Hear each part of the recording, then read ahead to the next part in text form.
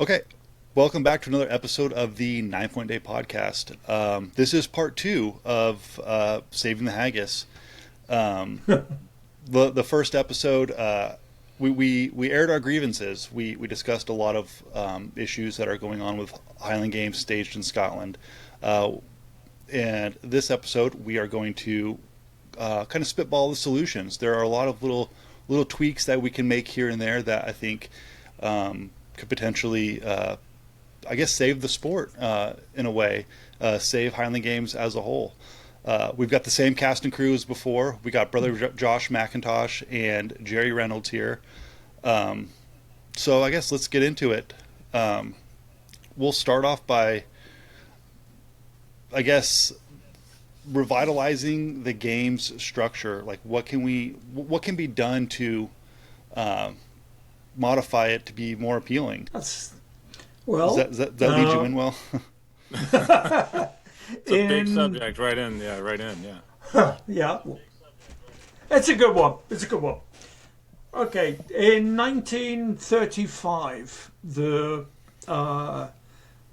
secretary of the Northern Meeting Highland Games, which was staged in Inverness, went down to Cowell to see the pipe band show because they were finding it was costing them too much money.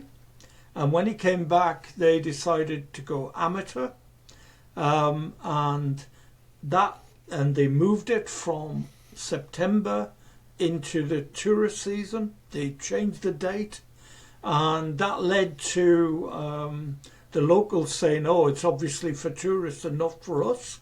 So every action, there's an equal and opposite reaction going to and fro. But the thing I would say is that if you do change things, we have to remember that if you stick with the core, then you can have a lot of fun with what's around the core.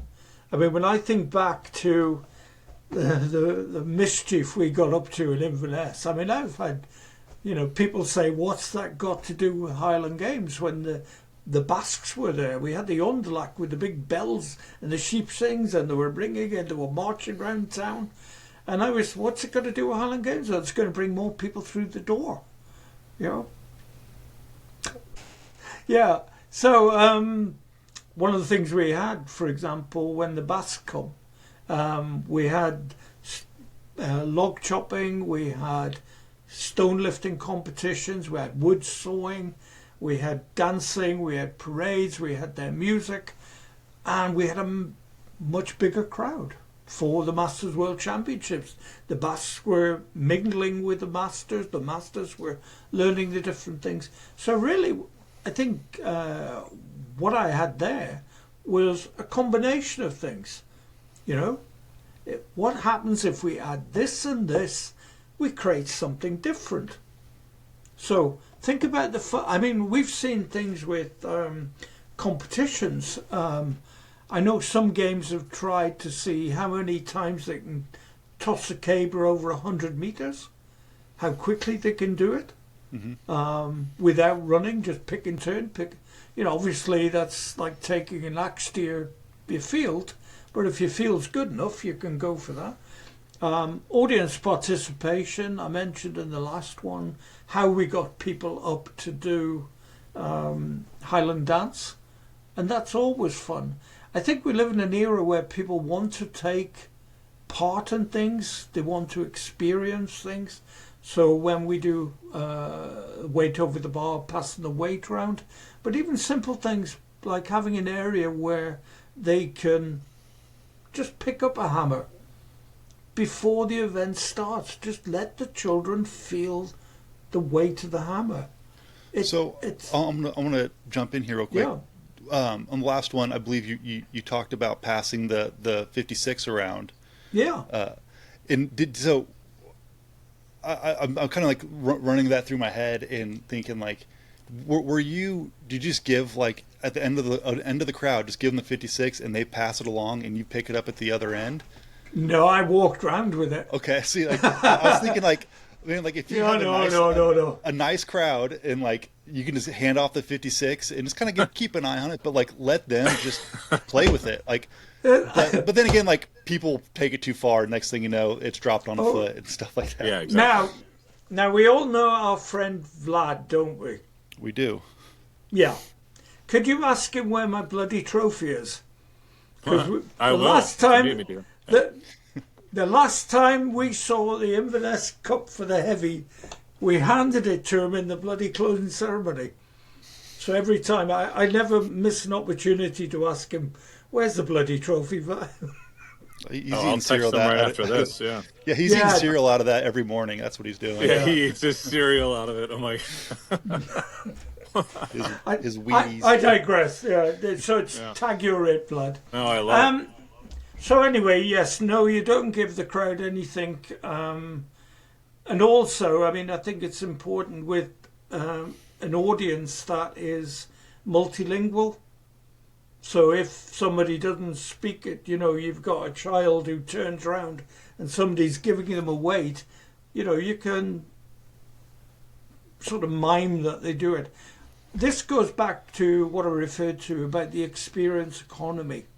How many experiences can you have on your site? Simple things like if you go up in Reykjavik, there's all these cutouts. You put your head through and you become a Viking. Mm-hmm. Have we got any photo opportunities that we can construct?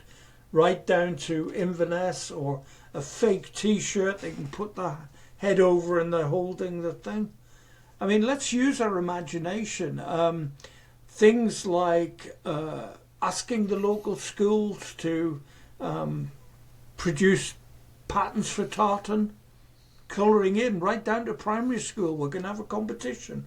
One of the Highland Games that Inverness was linked with was wonderful games. They're the first one every year, which is Waipu in New Zealand. Now the Waipu Highland Games have a tartan fashion show where that's the rule, and worth going online to see their stuff. And greetings to all our friends all the way down there. You may not know, but they've filmed Lord of the Rings. No, sorry, I'm not going there. We always joke about that. Yeah. So anyway, yeah, I mean, the idea about tartan fashion show. I was a founder member of the Me Too movement. I was at the Triad Highland Games and got molested in the Knobbly Knees competition, which I'm not going to recommend, but they had a blindfolded person, and yeah, so I'm still getting therapy for that one. So be careful what you wish for in terms of fun events, but just realise that... what is a Knobbly Knees competition? Well, basically... I've heard of it, I just don't know exactly what it is. Basically, a blindfolded woman feels the knees of a Highland Games athlete. But me being of a somewhat shorter stature than the buggers they put me with... Oh, no. Exactly. They knew what they were doing. I'm still getting... Exactly. Yeah, that's the Carolinas. I'm still traumatised. Anyway, the idea is have fun. When did Highland Games get so damn serious? You know, I mean, we have this thing where, yes, we have the pageantry. But then in Forest Highland Games, for example, they have a bicycle race where every bike is the old-fashioned bikes that the delivery boys used to have with a basket on the front. They have a race round their track, things like that. I had a space hopper race at the Inverness Highland Games where, you know, the bouncy space hoppers, you know what those are? It's like an orange ball with... yeah, well, you can look it up, space hopper race. We've had wheelbarrow races with the Rotary Club. And I think that's eve of games, obviously going into the city centre doing dance. We, for a little while, had the world record for simultaneous caber tossing at the Masters. We flipped over 66, and then Fergus, Ontario, got their record back a little bit later. Although if you watch the film, Lynn, I'm watching the film, I'll need to tell you what the word simultaneous means, but never mind. I'm competitive. We all are. We also, one of the things that we did do, though, we brought in, before the games, we had a little primary school shinty match on the main field. And we gave the kids the big announcement as they ran out. We name-checked them. We had the Braveheart theme going, the techno music, which is a lovely bit of music. I mean, that's the other thing. Why can't we have modern Scottish music? I mean, we had a tent where we had local bands playing from our community. If you've got a marquee and you've got young musicians who want to perform, do we have to always go down the Cayley Trail? And we think we do, but do we? That's the question. I mean, if you want to get into a teenage audience, well, why not get a teenage musicians in, give them an opportunity. You know, you may not like the music, but other people of your audience would. So going back to that thing I was talking about earlier, split up your audiences into segments and just have a session where you're focusing on what am I doing for the under fives. And that goes all the way from, have we got facilities to change the children? Have we got facilities, quiet corner for them to sit? What about somewhere where they can relax? What about somewhere where they can throw plastic cables, plastic weights, things like that? So think about running a 5-year-old Highland Games. Think about running something for 10-year-olds. Getting the children to actually be reporters, you know, to take the photographs and do the Instagram. I know that the BBC do a lot of that, where they invite people with their shows to come in and do a podcast about it. So behind the scenes, I mean, who's filming our athletes? Who's talking to our heavies? Always be on the lookout, I would say, for connecting with other groups. I've had, in Inverness, I had Brazilian television for a program, Italian, Norwegian, German. The German television had a cookery thing where they would take a chef somewhere and they would try something with a local culture. And I got Sinclair Patience to teach him some Highland Games stuff. So, nice. You know, the guy turns up with his kilt. So that's quite popular. And if you're in a community in America which has got a strong Scottish thing, then obviously when I was in Calgary, what we did was we were on breakfast television promoting the Masters. It was also on the radio program, you know, talking about the games. I mean, do we go out and talk on local things? Do we take a set of weights into the local breakfast morning show and say, can you pick that up? Now imagine that going up 17 feet, you know, or 12, as I saw the podcast, you know. Take 42, featuring the female competitors. I mean, training camps for women, you know. I mean, we need training camps for everybody. But again, these are all news stories. News stories can be part of the fun of the promotion of the games, but it also extends the life of your games. Your games isn't just about the 2 hours. When we had the Masters World Championships in 2014, the Facebook group was set up the day that they opened the thing. And we were putting stuff on all the way up to the games, you know, places to go around Inverness, what you can see, silly cartoons. This is our program. So extending the duration of your event is a way of marketing it, which also means that you kick up the interest. We can't have everything in 3 hours or 5, you know. Yeah, sure. And like when you mentioned, like, I was just thinking, like, you mentioned stuff for like kids, like have stuff for kids at the games. One thing that I think we don't utilize enough here in the States, and I don't know how it is over in Scotland, but most kids, pretty much all kids except mine, go to school, and at a normal school, you can go there as just some kind of educator of random things and put on an assembly. So you can have all the kids out in a field, like doing their own little like mock Highland Games, weeks or months leading into like your actual event. And so all these kids are like have kind of done the thing, and they're getting their parents like, oh, I want to go see this. They said it's this day, and I think that's a super useful tool. Is using the young ones to get in. If you give the child a free ticket, and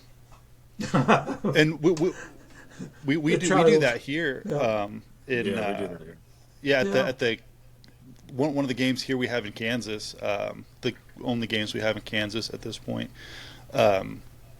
they give all the schools in Sedgwick County like a bunch of free tickets. So like any kid, elementary school kid wants to go, like he has a free ticket, and the administrators and teachers of that school also get tickets, which is super useful. Yeah, I you see. One of the issues with regard to education is that they get bombarded with paperwork, right? I mean, they do. Everybody's wanting them to do the work. I mean, one of the tragedies in Scotland is that children have only got 2 hours of physical education. That is madness, right? I mean, you can...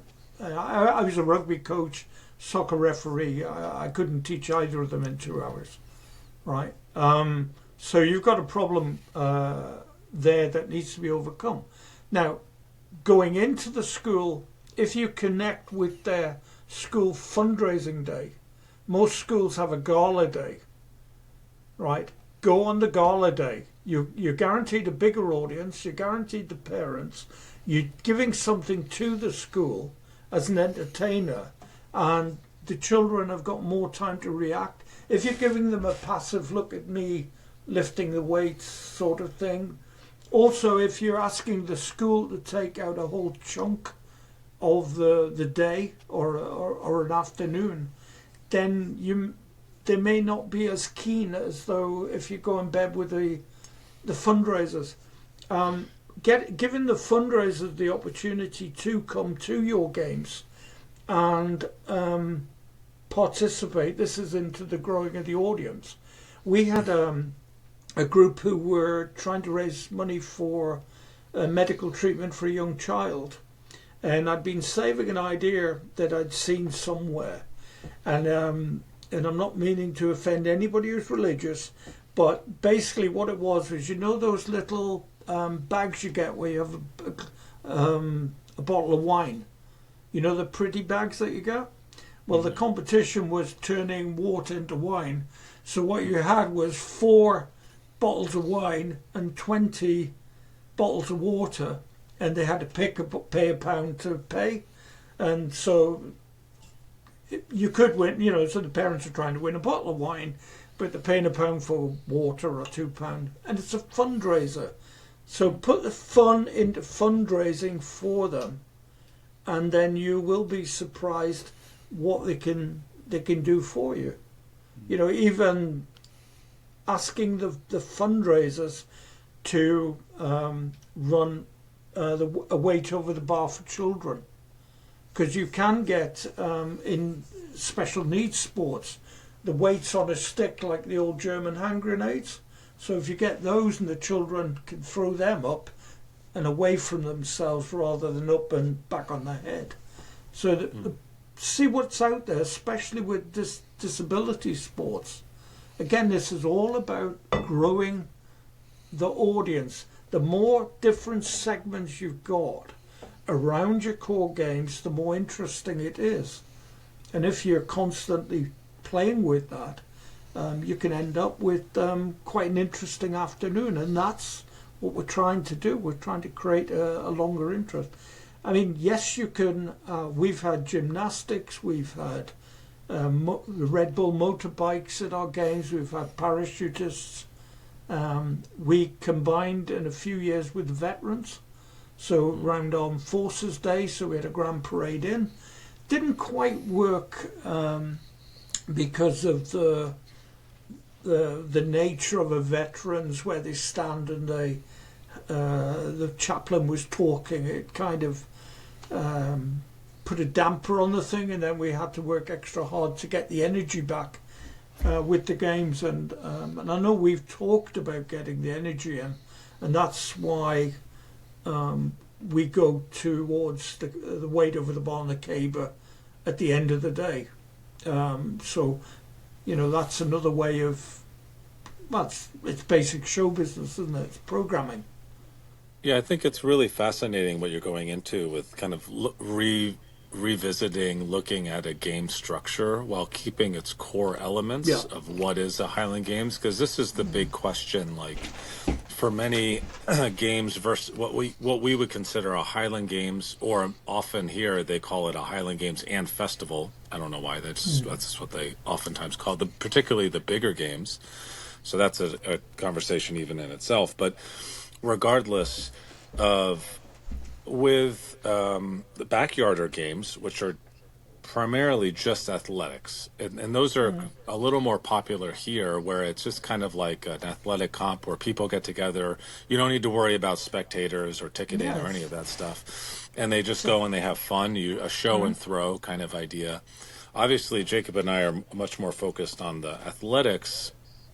However, in dealing with, like, for No Fame Games, of running home games, that I remember talking to you, and you had this really beautiful example of what event directing is, or metaphor for what event directing is in its many stages. It's like creating this box, and then, and I would love for you to kind of go over that, as well as, although we're creating a box, and it seems that the way forward, that what we're talking about is breaking down the traditional box, and then having fun with what we can what box we want to create.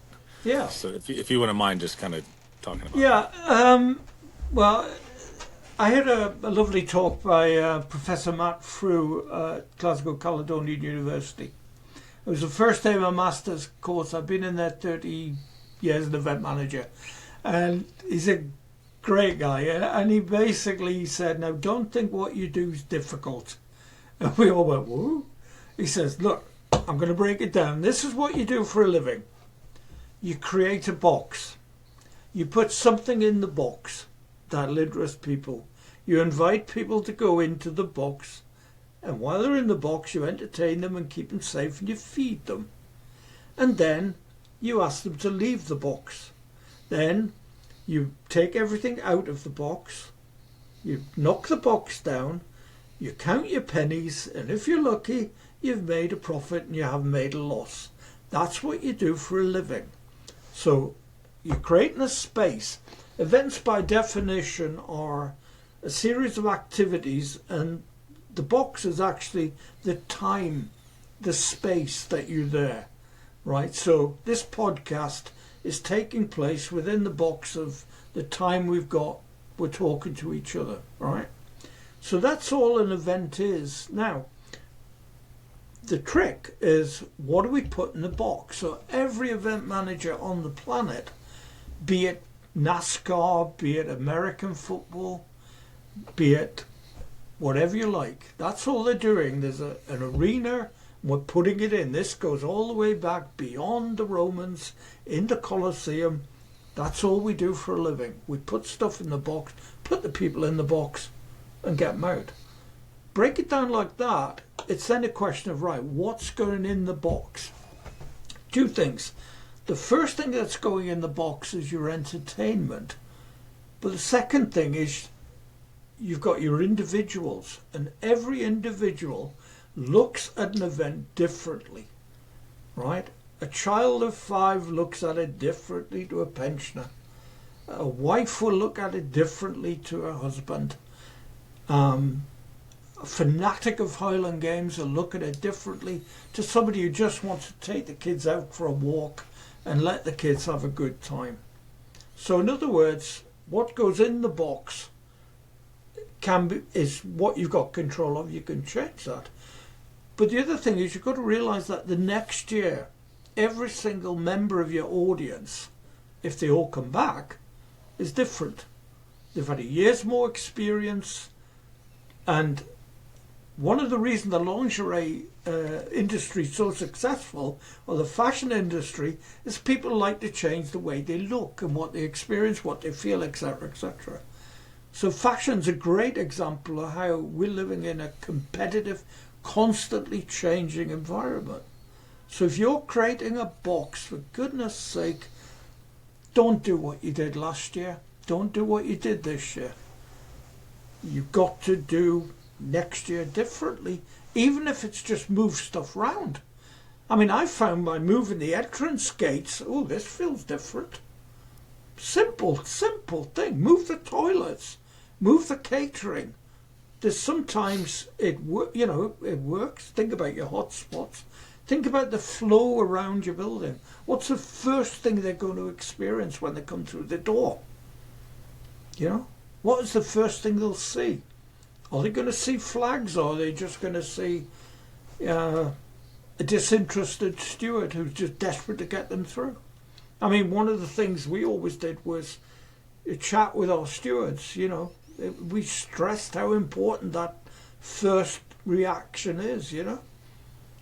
And it sometimes worked. They were in a good mood. Obviously, it's raining, I forgive them, but, you know. But think about your event. Construct it. Don't just say we've got a field and at some point they're going to throw. Think about your pauses, your breaks. One of the reasons that soccer matches have, I've done it again, one of the reasons why football matches have a break after 45 minutes is to do with food and bladder and things like that. You know? It's... So, there's no magic formula to it, but unleash your creativity.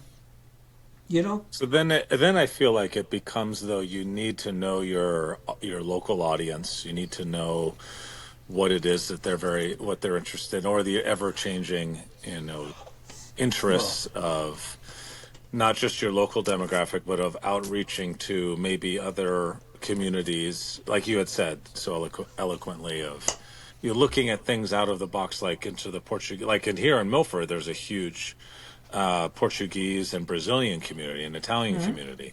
So just in strength, I thought about how can we combine not just the heavies, but of strongman and powerlifting and CrossFit and these other athletic communities to try and bring them together. And that's how we came up with the Team Highlander event of having this camaraderie with pre-existing camaraderie within barbell clubs and gyms, and then of finding a way, whether that be a powerlifting gym or strongman or just whatever gym, whatever other gym, CrossFit, and then of them, you know, having their own, as I said, camaraderie, and then putting that up against other teams. So that and that was very successful. The Team Highlander was a very successful model. People now, like to compete. No, please, you were going to say. I was going to say people love to compete, you know, and if you can find ways to have team competitions, that's great, you know, because then you're down to, can you get down to a local pub, you know, can the pub put out a team for tug of war?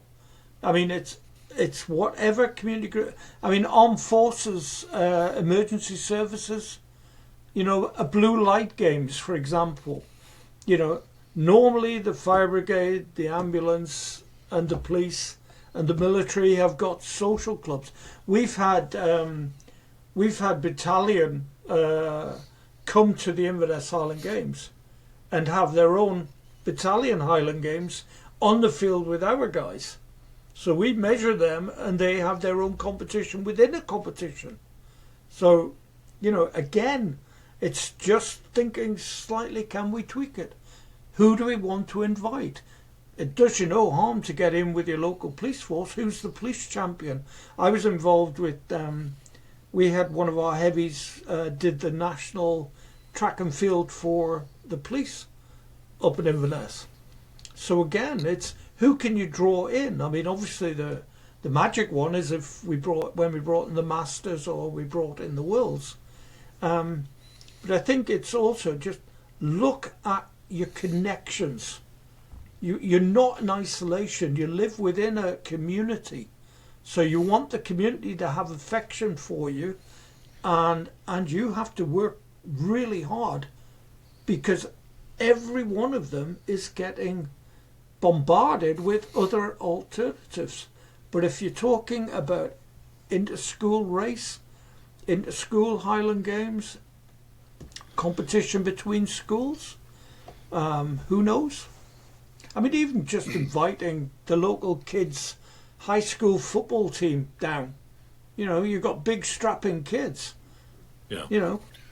Right. And just to touch on, before we get too far from it, about like a Highlander event, I think that is it's very underutilized as a feeder event for the Highland Games, like the heavy athletics, because it's half of the same implements, right? Like generally, it's going to be like 3 or 4 throwing events, and then some kind of a deadlift or carry or strongman type event. And in the United States, strongman is so much more popular than Highland Games. Especially in the last 10 years, has been a huge resurgence. And I imagine it's even more so in Scotland, considering Tom Stoltman and Luke Stoltman, especially Tom has just been crushing it at World's Strongest Man and Giants Live over the last 10, 15 years.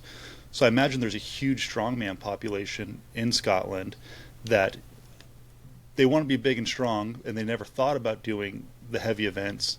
So like my thought would be smaller, kind of what we'd call backyarder Highlander events that kind of break the ice to get them into being more of a thrower and not just a static Hulk.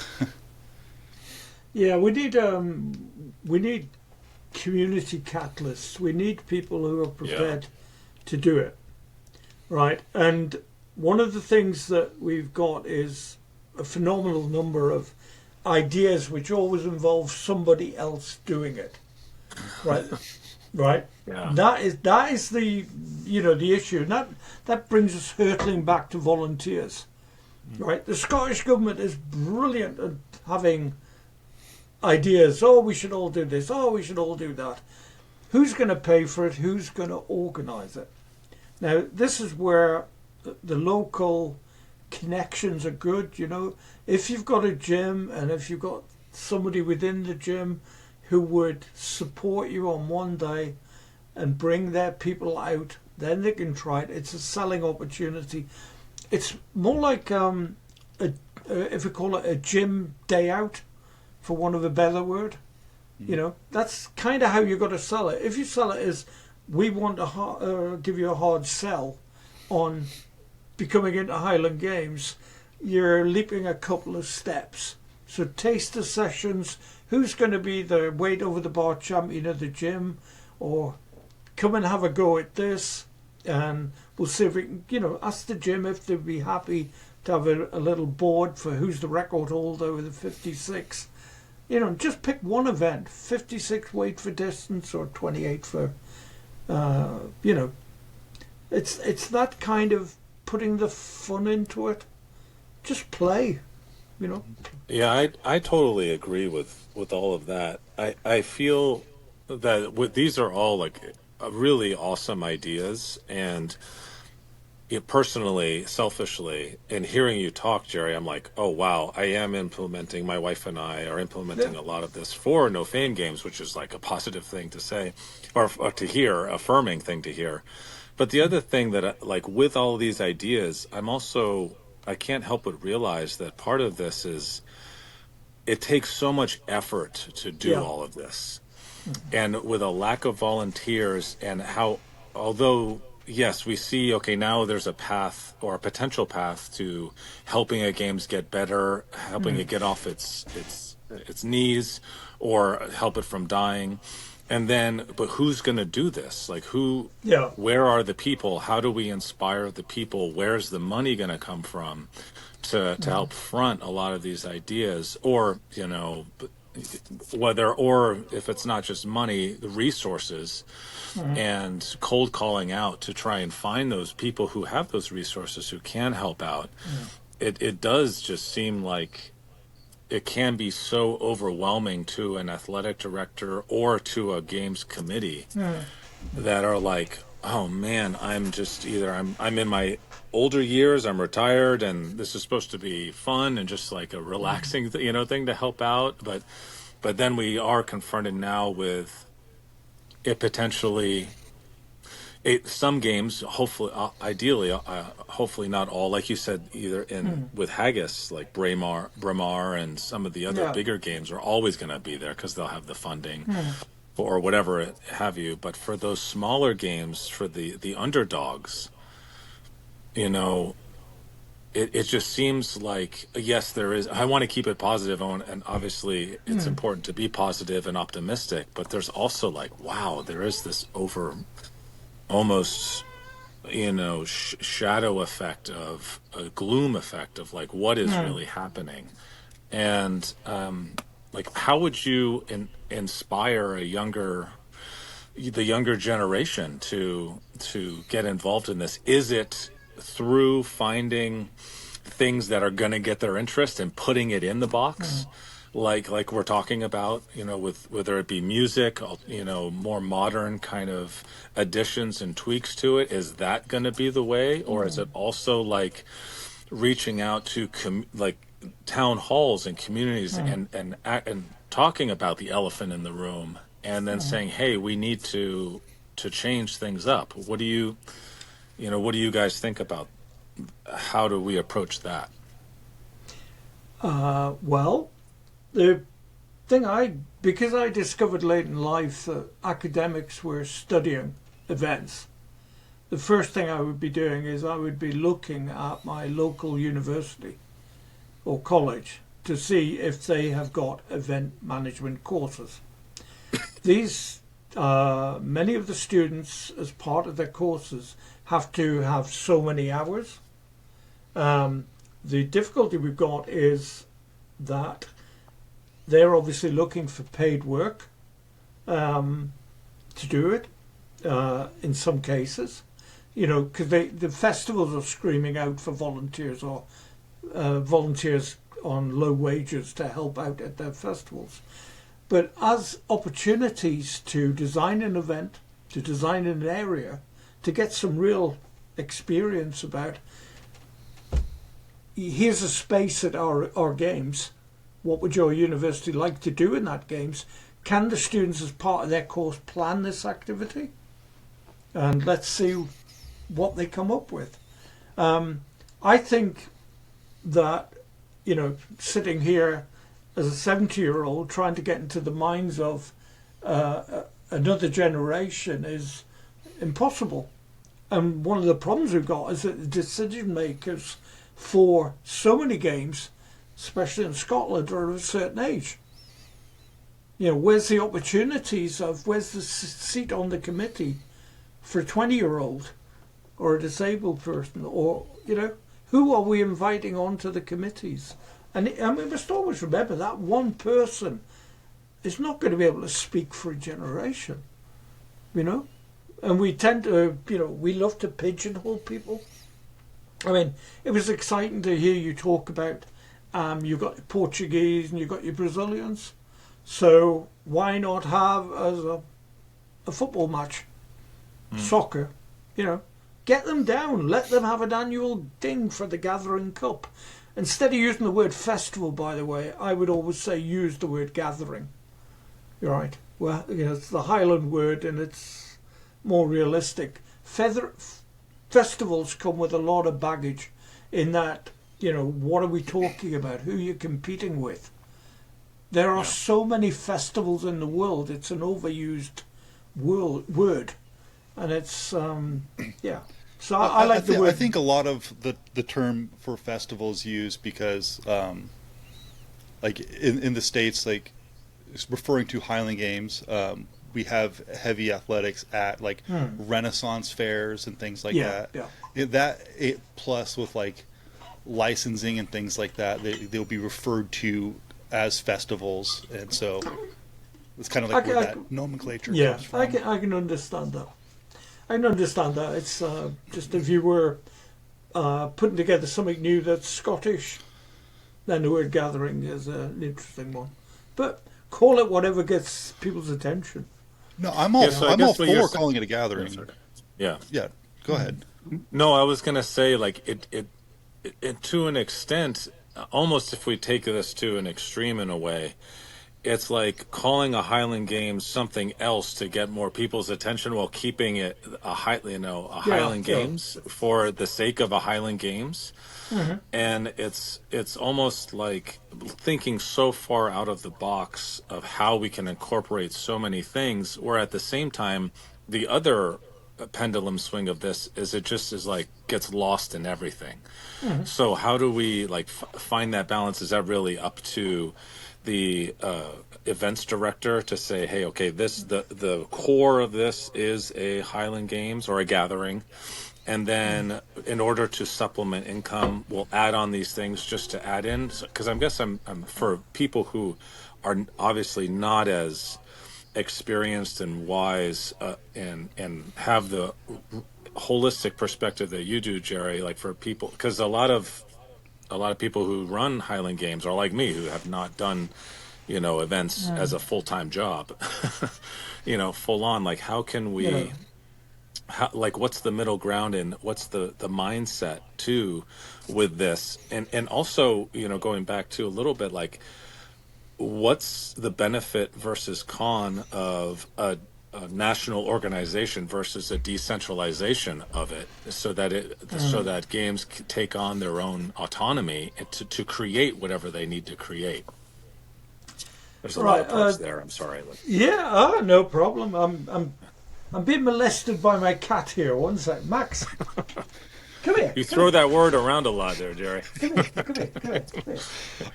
I use the word molested a lot because I watched growing up. I watched the movie Jeremiah Johnson. Nice. I'm just gonna throw him out. Yeah.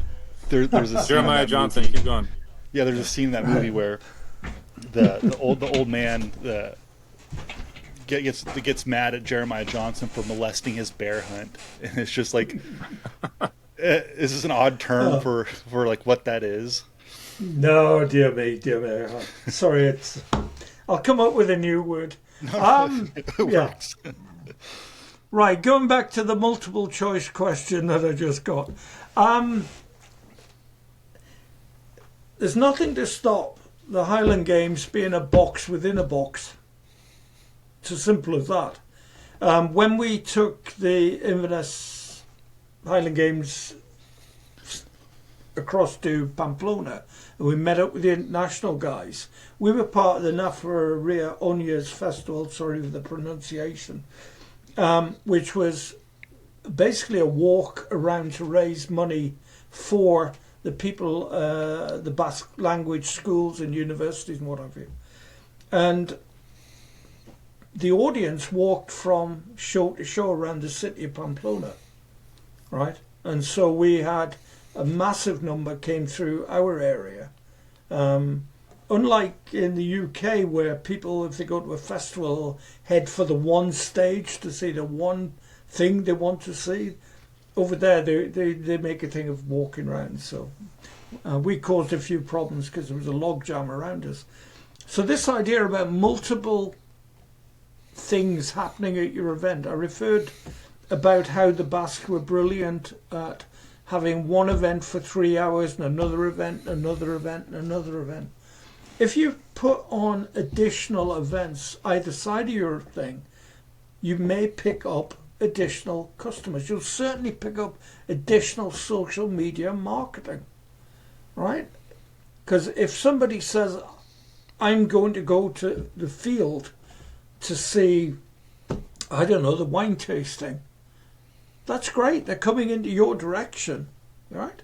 So I know the word Highland Games for some people in Scotland absolutely is a killer, right? Hate the idea. They hate what it stands for, and they will tell you that. What they will say is, this isn't me, this isn't my country. This isn't anything to do with me. So they've made the decision, I don't want to be part of this. And then you get, well, hang on, you've been educated to think that way, right? If there's an affection for that day, grab them young and they'll learn to go. I mean, that is the theory about it. But the more, if we're talking about bums on seats, you talk about marketing promotion, you don't know who from your local community is going to go. You don't certainly know who from overseas is going to turn up. You just don't know. So in order to get a critical mass of people, this is where this bolt-on thing goes. Call it a Highland Games, but have more. So in other words, what you're offering them is more than the games, right? And I took it as a personal challenge when people were saying, seen one, seen them all, and that to me is that's a way to go, you haven't seen them all because it's going to be different. Right. One of the things when you're talking about bolting stuff on and like, I got an example of like where that like worked really well and it kind of formed the identity of what this event actually is. I have a friend, Polly, in Idaho. She runs a Highland Games, a couple Highland Games up there, and she hosted lightweight world championships a number of times. But hers is a Highland Games and World Fair because she had all sorts of stuff like belly dancers, like Mexican restaurants, like doing like being a vendor, all sorts of stuff. And someone comes up to her like, "Oh, how's this a Scottish Highland Games? You have all this extra stuff." And she's like, "Well, it's a World Fair," and she called it a World Fair, and it kind of stuck. And now she's kind of like in a bigger box now, where more things can fit in there like easily. Just an example. Yeah. No, it's a good example because if somebody wants to go to the Highland Games element of your show, and you've satisfied that need, well done, job done, tick. We've had a Highland Games, we've had that experience. Obviously slightly different in Scotland because, as I said, the terminology is somewhat different. We're talking about the four-pronged thing. You might just be talking about the heavies demo within the heavies competition. Right, like a town fair almost, because I remember talking to Kyle Randalls, and he was kind of saying, and I don't want to misrepresent what he said, but my understanding was that he said the Highland Games for him was very much more like a town fair vibe, celebrating the culture of that town and of bringing the community together for that town. So it's much more like it's just the Scottish model of a community event. Yeah. Would you agree with that? And how much of that is just like a closed container versus what we're talking about of like, hey, break down the container because we live in a modern world and we're just going to throw everything in? Within a small Scottish village, the Highland Games is a great way of having regular fundraising meetings, like race nights and pub quizzes and planning meetings. So it's an entertainment in its own right. It's a community thing. And yes, getting the local guys out to throw at the end of the year and the local dancers in, it fits. I mean, it perfectly fits. All of that works within a small community. If that community is big enough to sustain the event and have it running year on year on year, or if it's run by a small number of people who then retire and it disappears, which is what happens. So there is a place for a completely community event in the middle of nowhere where they all get together and have a great time. Wonderful. That's your prototype Highland Games. Where you've got... Oh, go ahead, sorry. Yeah, I was just going to say, where you've got a bigger, more diverse audience, where you've got multiple nationalities. You're no longer in Scotland, you're in a different place. So it's horses for courses. Whatever gets people out works.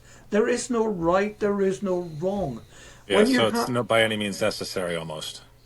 Oh, no, but I mean, if your locals don't turn out, then you've got a problem. So I think an ideal world is where you've got a thriving local community event, which, you know, it's for the community, by the community. I regard the visitors as the unknown additional, you know, thing. But if you're in a community which has got hotels, they want people to be coming to stay in this city. You know, and we have that. We got to fill beds. Yeah, I was going to like mention that. Like, I'm granted, I've never been to Scotland and competed there at the games and stuff, but maybe this is jumping ahead or jumping around, but I think it still fits into the community. If you look at like Europe, and we've talked about this before about like the Christmas events that they have all across Europe, and they're all very much similar, right? You have like all the same drinks, the same types of food, but it kind of varies. Like if you go into like Austria, then into Germany, then into Spain, like they're all very similar, but they're all have like their own little unique flares. And I thought like that would be a very neat thing for games to do, is that like you're getting the same thing. You've seen them all, but they like every town has their own distillery. Like there's 8,000 of them there, and so like kind of ties something like that like flows together can really like bring the community in and make it their own, and that kind of jumps into tourism, like making it a thing that people do in the summer. They travel through the games. Yeah, we have the Road to the Islands where we have 9 games in a period where they bounce round. You know, so the heavies come to do that. But yes, I mean it's all about creating a local buzz around your local games, and how you do it is the thing. I mean, what we're talking about is we're giving some ideas, right? And I'm sure in the comments there'll be loads more, you know, because we want to know what's worked elsewhere and what hasn't worked. And every one of the ideas that, for example, we talk about, if somebody just wrote it down but then said, right, how can we shift that idea slightly and create something new ourselves, or what can we build together? I mean, the idea of Portuguese Highland dancing with Portuguese and Brazilian dancing alongside each other. There's an instant spectacle, instant little dance festival. Come and learn how to salsa at our games. Great for the Brazilians, but come and learn how to do Highland dance at the opening ceremony. You know, you've got that moving across, and then you can. We don't know what talent there is in the communities we're not talking about. You know, one of the things with regard to when people move to a country, and America's a great example of it. What you had was that people went in and were helping each other within their own community groups, and then after a few generations they became American, and then they wanted to differentiate themselves and became Irish American. So there is this sort of movement where as you grow older you want to learn more about what makes you unique, you know, and that's a big part of what you're offering. But when you're a newcomer in a new country, you know, I've got friends from Poland who are, you know, they're trying to teach their kid about Poland. The parents want to give them the gift of who they are and where they're from, you know.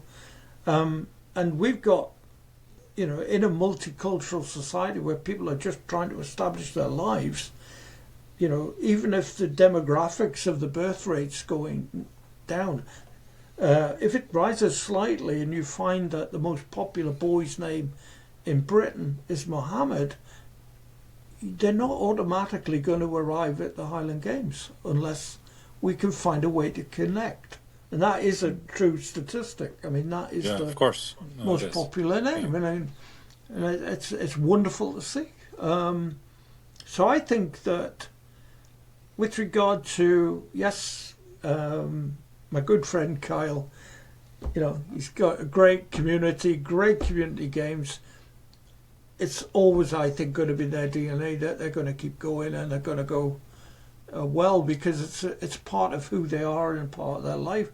And that's exactly like the festivals you were talking about in Germany. We were in Frankfurt and Strasbourg last month, and it was just a month before last. Amazing experiences, and it's great to see them come out, but as if we put on our Highland Games event manager hats for a moment, right? So let's assume that the athletics director stuff is there, all right? We're sorted, we know the heavies are coming. Now let's look at the other pressures that we've got to think about, which is, how can we reduce the cost of staging these events? Right? What can we do to avoid paying for something full whack? What can we share? Right? Where can we make a little bit more money without ripping anybody off? And does that come by offering people different experiences? Yeah, I mean, I think this is like really big. This is a really big topic to bring up.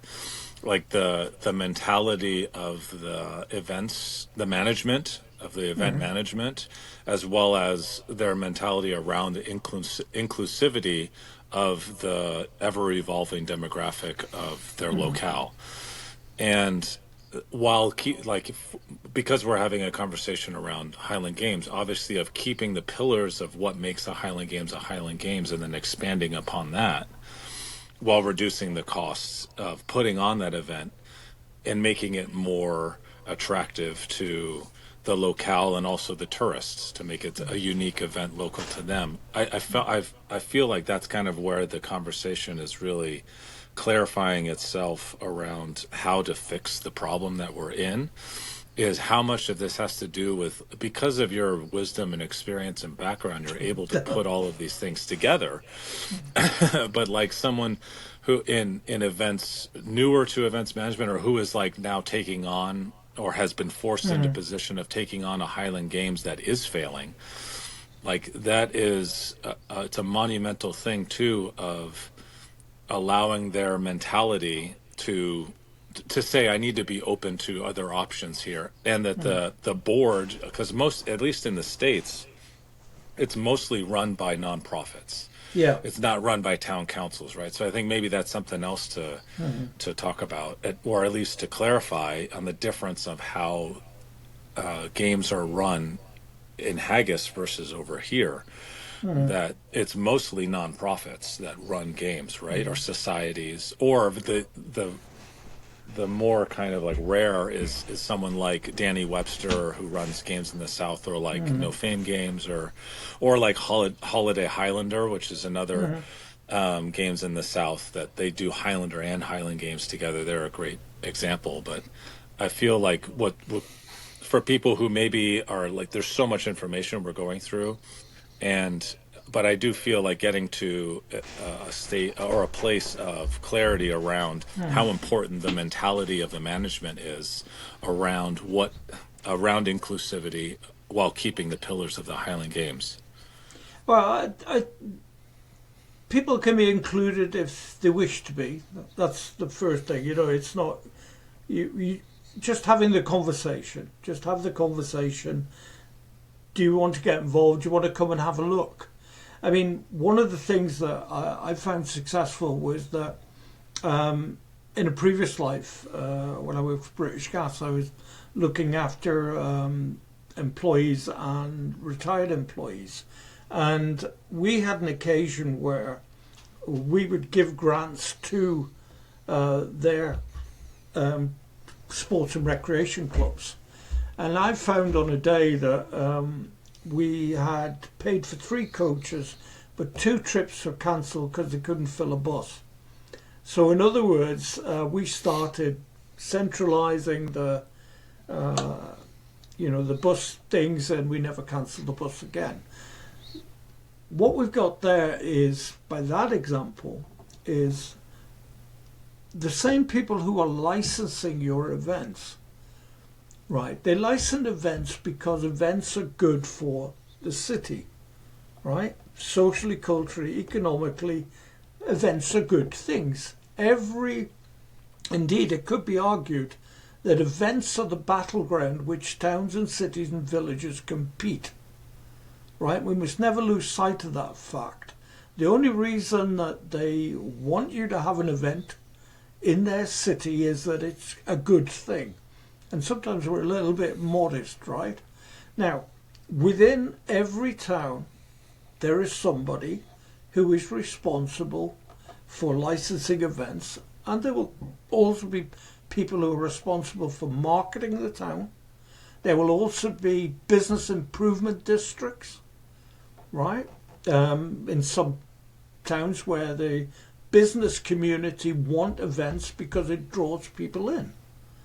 Now, those are the types of people who the conversations need to be held with. It's a case of, as a new event manager, right, I always said there's no skill in what I do, I just surround myself with good people.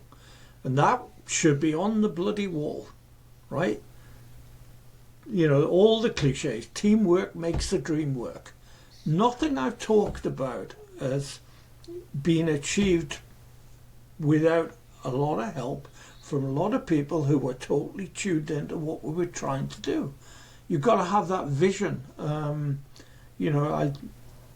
The complex change, you can only change things if you've got a few things lined up.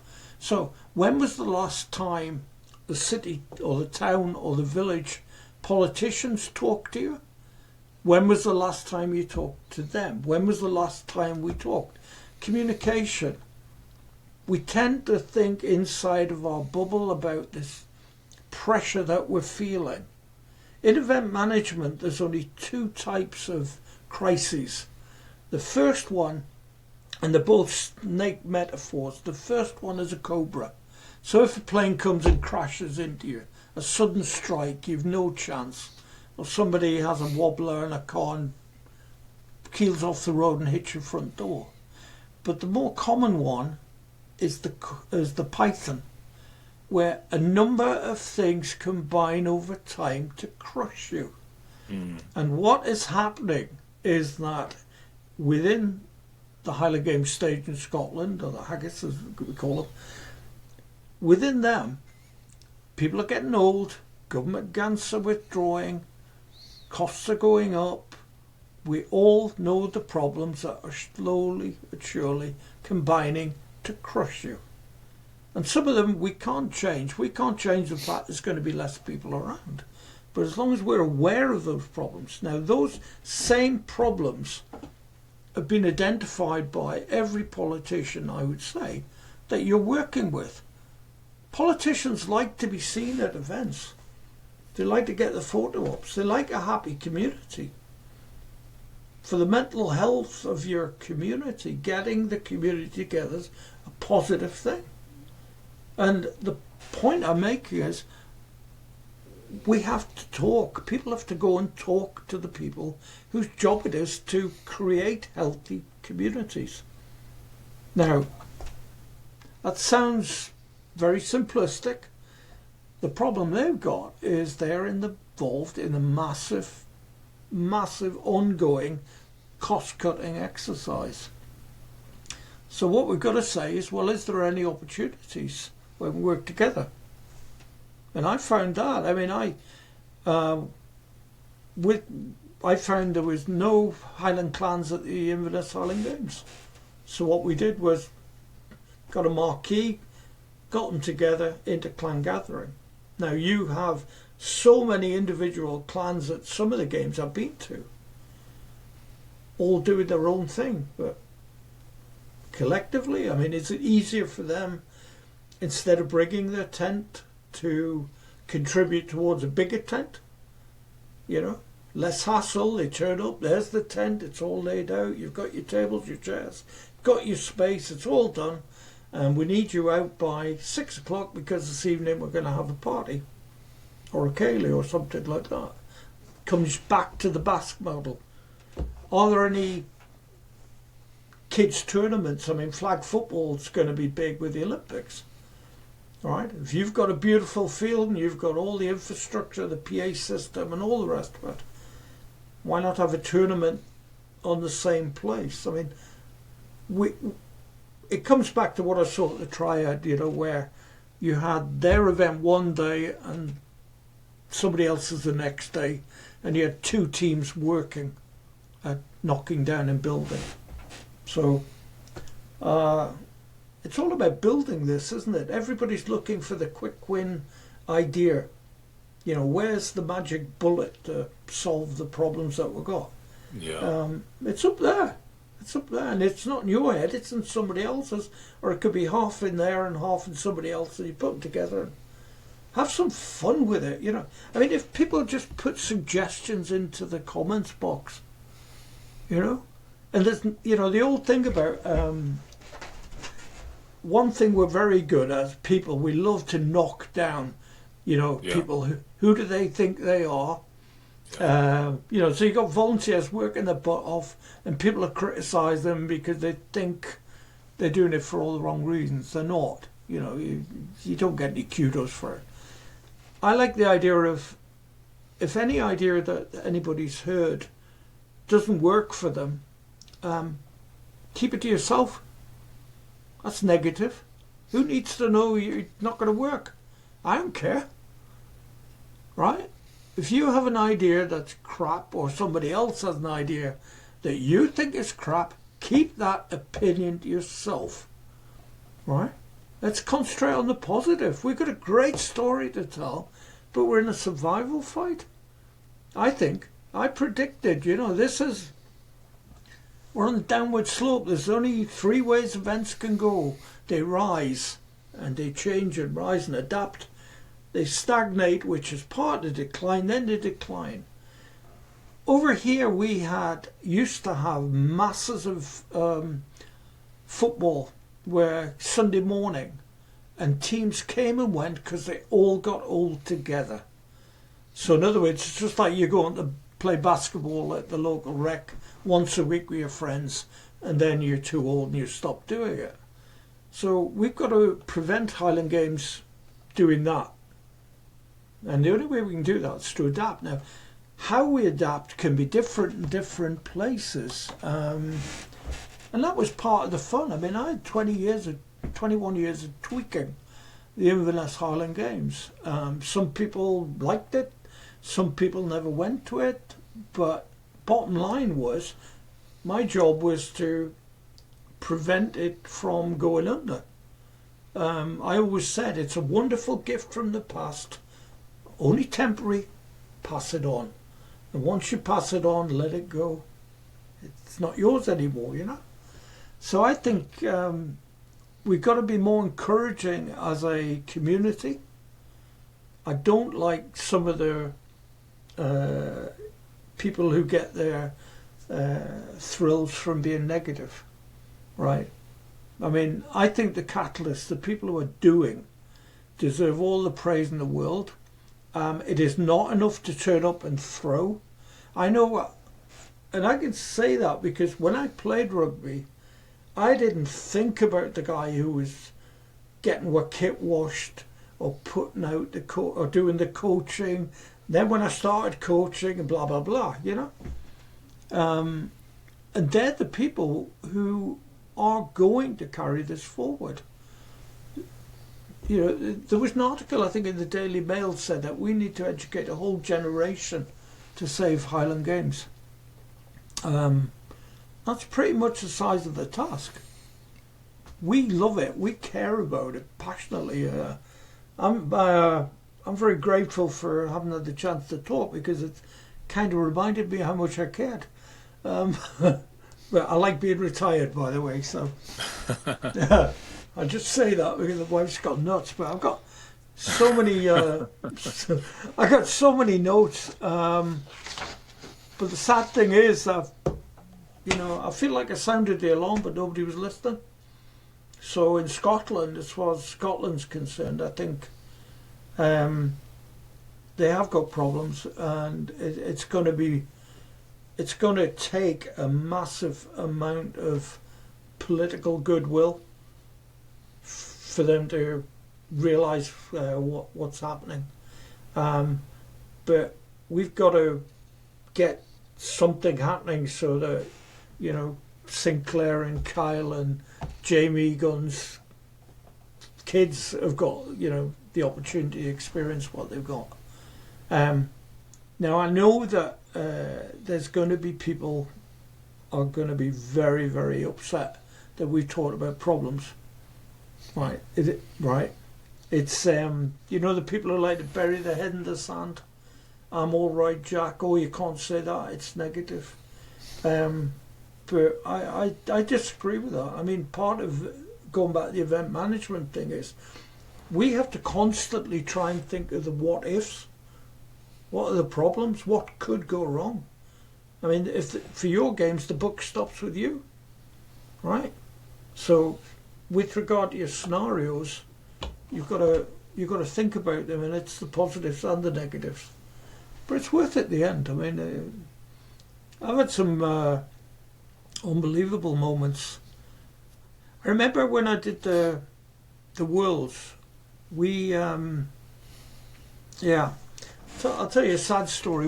We had a lady came from the States called Evie, and she was going to be the public arts coordinator, and sadly she got cancer and went back to the States, and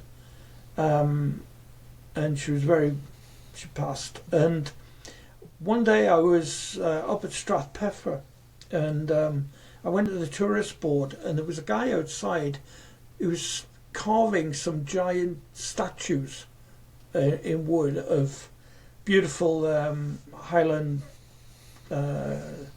legend tales or something. I don't know who they were, but the characters anyway. And I asked him what he was doing with them. And he said, oh, we're going to move them up to the car park and it'll be permanent display. They're still there. And I said to him, when you're moving them, and he told me the day, I said, well, is there any chance if I pay for moving them, we could take them down to the Highland Games for the Worlds and have these giant statues in front of the grandstand? So we did that. And I did the Worlds, and it was raining, and it was pretty tough. It was a long, long week for me. And as I was leaving, the event's over. We've crowned the world champion, Gregor, and I got a tap on my shoulder. And what had happened was Evie's parents had come across to see Inverness, and they got the story and they shook my hands. And I tell you, I was emotionally broken after that. But I always think about that. You know, about creativity. I created something. What's it got to do with Highland Games? Bottom line is I don't care. It was a good thing to do.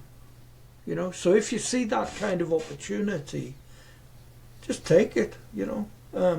And yes, I've had people say, oh, I didn't like the Basques and I didn't like that. You've got to deal with criticism, you know. But there's a reason why for every composer there's 10,000 fiddlers, right? Okay? We're composers. And so that's why I like talking to young event managers, you know, young students. I like talking to them about it. When I first became an event manager, there wasn't any courses. So I learned on the job with my various jobs. I was very fortunate in that I got to the academics at the end, right? But there's no right way or wrong way to be an event manager. But you've got to remember what the whole idea is, you know. Why are we doing it? What's our vision? What do we want to achieve? And what is our plus or minuses? What's success? I mean, that's the question. You know, we haven't teased that out yet. Nobody said, what's your definition of success? You know? You know, if you don't know where you're going, you're not going to get there. Right? And that's in event management. It's like having rudderless ships going across the sea in the short, medium and long term. And the winds are going to change and you're going to go off course. You're going to end up somewhere. Could be that your games thrive, could be that they're gone. But it's a good ride. I mean, I recommend it. You know. But I like retirement more. And you know, it's funny we've talked about Highland Games. I haven't talked about the Hogmanay show, the adventures we had there, Halloween show on Ness Islands, Zombiness, an event I invented, which was crazy. The work with the Basques overseas. I mean, I'm very fortunate. I've been blessed in that I actually loved what I was doing, despite the first podcast. All right. Right. I'll tell you, that first podcast, I needed therapy after that one. You need a stiff, you need a stiff drink when you're just talking about problems, but not all of the problems we've been talking about will apply to every games, or maybe in any of them. People might have their own problems, but if they see some of the things that we've sounded the alarm of, that's a good thing. Because one of the things I found when I did the survey of the Highland Games committees, you know, what I'm been trying to convey is what 48 games committees told me a decade ago, or more than a decade ago. And the sad thing is that what they predicted is happening. So people can't say they haven't been told. They have been told. But they've also been, I think, in our chat, they've also seen there's different ways and different things. You know? And do you think maybe it's a rhetorical question, but in finding solutions too, do you think that it's worth trying to find funding from the government? Would it be worthwhile for committees and things to come to try and, you know, create anyway, like another, I don't know if it's an alarm sounding or if it's just their it's emails or whatever it is to try and find that funding? Or I know again, it's rhetorical, but well, I mean, you know, yeah, it is in an ideal world. I mean, within my period of working up there, right, we started off where budgets, I was given a budget and my job was to deliver the best I could within the budget. Then the budget started to contract because of pressures elsewhere. I mean, the big debate at the moment is whether or not we've got to double our military spending, right? Now, the only way that that can be done is if they start making cuts all the way down the tree, you know, and this is where I'm talking about every penny's contested. So we're in a world where we have to do more with less, and nothing's going to change anytime soon. So we have to work differently, we have to work smarter. Everybody is going to the government saying, give me money. yeah, Everybody. You know, and if you've got that mindset, I mean, by all means go and ask. But we've got to realise that funding in Scotland's competitive. I mean, Event Scotland is the funding agency. And what they have is like 3 funds. The national fund's split into 2 groups. You can get up to 2,000 quid if you've got an event with 500 people in attendance. But you've got to have spend between 8 and 20,000 quid. So in other words, you've already got to raise a chunk of money before they will give you a little bit. And it's competitive. You may or may not get it. So I had, for example, with the Masters World Championships, I got a grant for £25,000 the first time in 2006. They didn't give me one in 2009 for a bigger event, and then I got a grant in 2014. So in other words, if you're planning anything and suddenly you've got a 25 grand doesn't appear. You cannot build on a competitive grant-based system. You can't, because you what do you do if you don't get the grant? Do you record a loss, or do you lose 25 grand, or do you cancel the event? We've had Highland Games go down for I think it was £14,000. They lost their grant and they pulled the plug because they couldn't think of a way to raise 14 grand. So that's one of the issues, you've got. So yes, you can go to them, but I found it quite amusing. I mean, I've already told you this, when they were doing cross-party on St Andrew's Day, or SAD as I call it. So the SAD Festival, if you don't know, is in the end of November. We're 2 weeks into Edinburgh Christmas market. Everybody's saving up for Christmas. It gets dark at 4 o'clock in the afternoon, and it's bloody cold, and it's normally wet, and the politicians think we should have a St Andrew's Day something.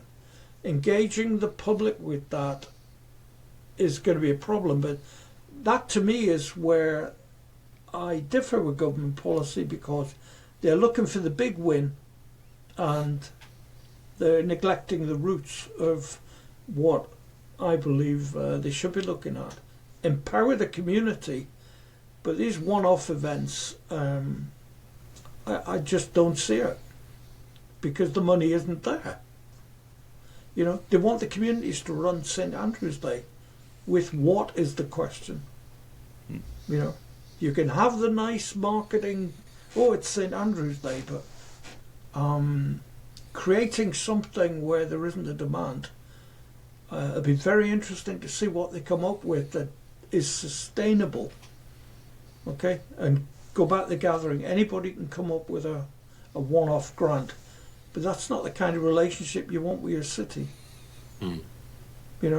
But you can work with them. It'd be interesting to see what your local politicians think. It'd be really interesting to see if they would be able to help. It's a pity that you couldn't put a games on in Arrowhead, but I once had American football in Newcastle United's holy turf before a thing. Oh. Yeah. So I used to be involved back in the 80s. So we got permission at we did a little demo before a testimonial game, a fundraiser. So you never know. I mean, always ask. That's the thing. Ask. Okay. If you ask, what are they going to say? No. So. Yeah. Yeah. The thing is, there are people who are waiting to be asked by community catalysts. I mean, if you are put in touch with somebody else who's in the same boat, and you say, what can we combine with? I keep coming back to community building and partnership working, but even just having a conversation like this. All right, we've had a conversation. I haven't mentioned so much. It's frustrating. Well, I mean, I think I mentioned the satellite thing we did. Yeah. My craziest idea one New Year. We connected New Zealand with Inverness and Greensboro, and we had a weight over the bar competition. I offered the television companies free footage. Didn't want it. Yeah. No interest. It's crazy. And that's a world first. Bit of insanity. Well, I think I feel like I should apologise to everybody I'm upset. Oh, but there you go. I'm retired. No, I feel like, I don't know. I mean, I feel like it's so just educational. And also the other thing too, just personally, and I can't speak for everybody, but for those of us in the Highland Games community, and particularly the heavy events community in the U.S., like, we don't really know, unless we've been over to Scotland, what happens over there, or what is happening over there. Or even if some people do go over and throw, oftentimes they just go and throw, and they don't really talk about the what's really happening with the games and the history and where it's going, and the dynamics and logistics around the back end of it. Whereas I guess people like Jacob and and I'm sure every other AD or events director with this type of episode would be fascinated to see, okay, what is someone like yourself, Jerry, who has decades of experience, who has run huge events, not just Highland Games, but multiple events for the whole entire Highland region. Your outlook on this, and that you were the person who did sound the alarm, that this is, it is something that we should take note in over here. And obviously it's different on in many regards on how things operate in Highland Games community and society, or how do you say, like our communities here, and how the structure of our communities here is obviously very different. But the information is vital, because if there is this Titanic effect that's happening, there are games that are shutting down here in the States, and there is an issue that it's not like it's not possible that couldn't happen here. It very well could happen here. I think, though, for us, it's easier in the U.S. to combine like the Celtic theme with the Irish and the Welsh, and like bring that together, because we're that melting pot. The U.S. is that melting pot. Yeah. Whereas in Scotland, you have that national identity around the Highland Games, and what is the Highland Games? It's almost like a fixed thing with the events directors room for interpretation on how they want to include local events or the ever-changing demographic and regarding immigration. But still, it is, I don't think you need to apologize. At least to me, I think it's incredibly educational. I just don't like being negative, but I part of the reason of doing the research was, you get people we knew that, and it was like, well, why didn't you do something about it? I mean, paralysis by analysis. You get that, but I mean, I think we're reaching a point where, if the Games Committee are telling us there's fewer heavies around, and heavies are the iconic Highland Games things, and the dancing teachers are reporting pressure. The pipe bands are, I mean, I helped host the European Pipe Band Championships, and the reality was so different to what we imagined, because it was for the pipe bands, it was a day trip, and I looked at after that event, it was just, they come, they play, we didn't take enough at the gate, and they go. And it's like, can't support that, can't justify losing so much money. And a few years later, we got offered it when it failed in nearby Forres, because they asked for so much money up front, just for the license from the Pipe Band Association to host it. So one of the things about, if you've got a national body, they've got to be very careful about if they start charging people, to run an event for them and walk away with a chunk of change. It shouldn't work like that. We've got that, it's one thing to be a member of a thing, but when you're going to somebody else's games, I think there is a tendency to overestimate the impact that games will have on your community in terms of new money. Because the crux of this is we often talk about how many locals go to a games, right? But all you're doing there is displacing money. If, for example, you've got $100 to spend in recreation in your city, and a new games comes in next door and takes the money out of your city, you're down 100, right? So the only money that really matters is the new money coming in, the overseas tourism money, right? If you're operating during the tourist season. And so part of the dynamic of that one is you've got to cater for the tourist, but you have to do it in such a way that you don't destroy your budget by not attracting your locals. So it's a 2-point attack. If you miss one of them, you're in trouble. That's my experience on that. But everybody's got their own ideas about what a perfect day out will be. So remember that, and don't just ask in our case, the group of 60 or 70-year-olds sitting around a table. Right. That's, but have fun. But I'm really looking forward to seeing some suggestions pop up and see people talk about the suggestions. Yeah. And if you've achieved that, you've got you've done a lot of good there, I think. Yeah, Anyway. I mean, and along with all the negativity in the first episode, the negativity would be true negativity if there wasn't solutions and people bringing the ideas up that we can correct this rudderless ship and things like that. But I think we kind of nailed it on this one. We sounded the alarm, and we kind of gave people some ideas, some direction where they can head from there. Like, I mean, not every idea is a good idea, but take what you can, and maybe this gets fixed. Like, we won't have to have this conversation in the next 10 years.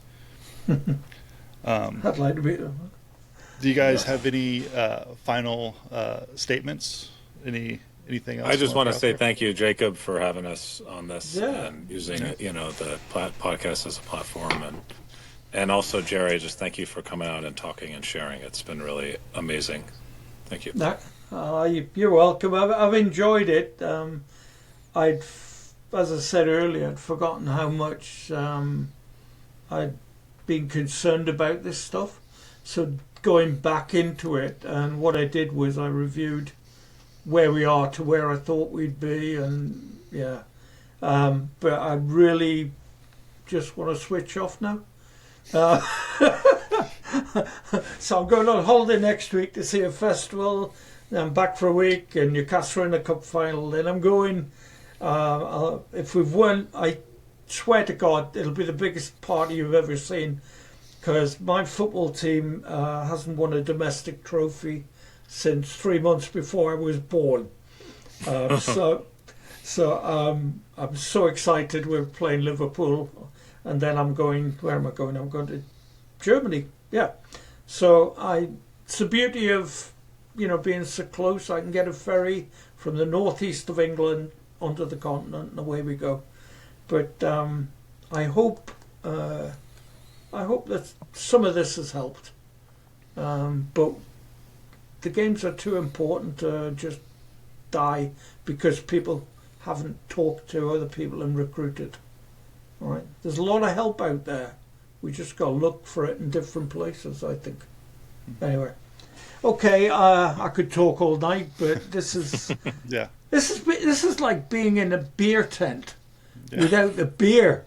I mean, The next one we do together will be in a beer tent. Yeah. see if we can get a whiskey sponsor and we can do a podcast with. I'm working on it. I'm drinking Highland Park, so Highland Park. Take note, Highland Park, for sponsoring this episode. Highland Park, reach out. I kid you not. Highland Park was very important in the development of the Inverness Winter Festival, because I got totally smashed in my house with a guy called Stefan from Germany, and that's it's a true story, that. Okay, I think we better go before I start on the anecdotes, because I know where the bodies are buried for so many of the Highland Games guys. Which ones shall I share? Here's a tip. If you're running a Masters on the same day as your Open Games, watch out for Alistair Gunn, because I didn't forbid you from entering both, and he entered we were waiting in the open side, and he's across winning it over there. He won both. He's That's amazing. honest. He's an He's amazing a- guy. Yeah. He's got the driest sense of humour. I love. He wound me up something lovely. He's a great guy and a lovely family and Lovely family. Yeah. yeah, great people. That's the beauty of Highland Games, you know. We're part of a big global community. We just don't want to live next to any of them. That's well said. Oh, Yeah. On that bombshell, I think we'll call it here. Remember, always do the things like, comment, subscribe. It really helps the algorithm. Really boosts me up there. This is what we need if we want the sport to grow. We want more eyes on these types of conversations.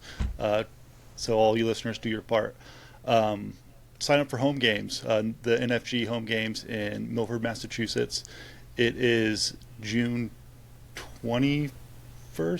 Yes, June 21st. I remember that. See, that's pretty good. yeah, good. So sign up for that. It's going to be a blast. It's going to be a real party. All the biggest and best Highland Games athletes are going to be there. So be there, right?